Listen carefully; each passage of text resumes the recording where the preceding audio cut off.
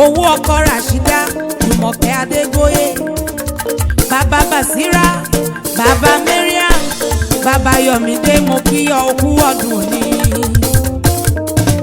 Mo bá ẹ fògo fún ọba ńlá ni, mo bá ẹ fògo fún ọba ńlá. Mo bá ẹ fògo fún ọba ńlá ni, mo bá ẹ fògo fún ọba ńlá.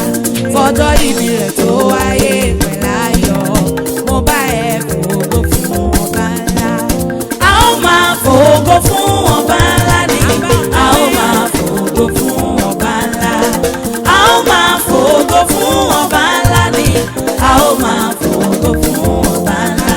Fọjọ́ ìbí rẹ̀ tó wáyé pẹ̀láyọ̀, a ó máa fògo fún ọba ńlá.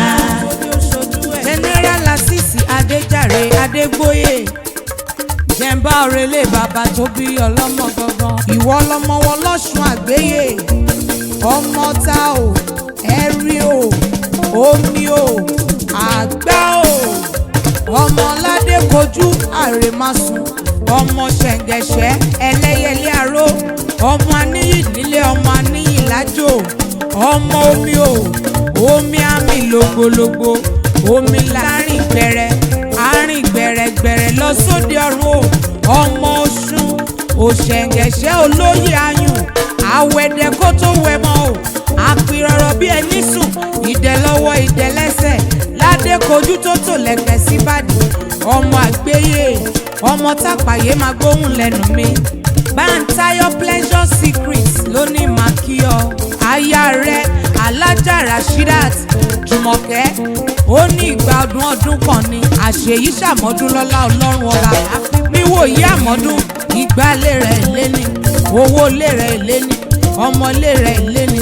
Ó ní àìkú baálé ọ̀rọ̀ ní kórí bá ń fi ta ọlọ́rẹ ní gbogbo ọjọ́ ayé rẹ̀, kó o má mọ̀ṣù, kó o má mọ̀yà, nítorí ire lójú owó rí, ire lójú rẹ̀ ó máa rí lọ́jọ́jọ́. Major General máa gbọ́, ìwọ máa ti rojú rere rẹ̀ o. Ọba òkè ti ṣẹ́gun fún ẹ o. Ọkọ Rashida, ìwọ dẹ̀ ti rojú rere bàbá. Èdùmàrè ṣe é lógo. Bàbá Basira máa gbọ́, àdúrà tí ó ń gbà o. Bàbá Mariam, bàbá ti mú wọlé àṣẹ.